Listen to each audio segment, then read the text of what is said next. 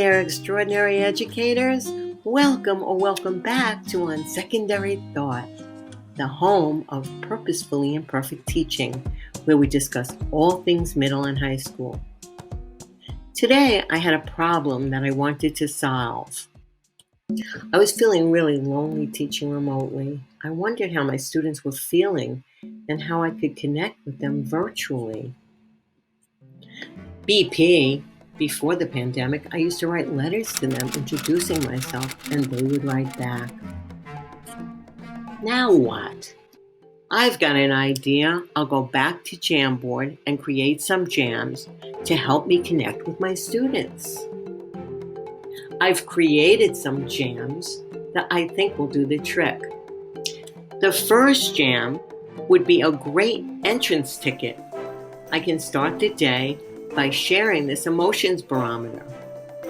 It will help me to understand how my students are feeling, and then I can reach out privately to those who need it.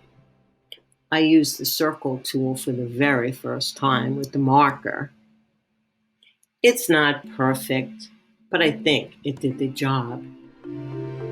For this jam, I selected several traits that students can choose from to create their own jam.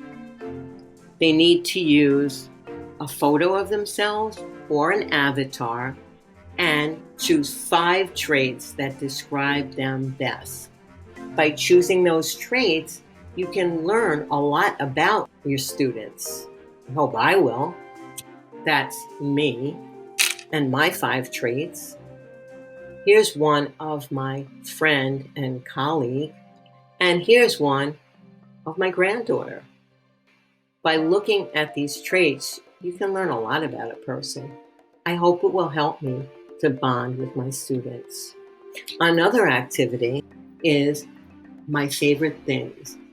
I think it's an icebreaker and also a snapshot. I chose categories that are easy to respond to: favorite animal, favorite color, favorite food, favorite ice creams, favorite month. And I asked my granddaughter to create one and share it with me. And this is hers.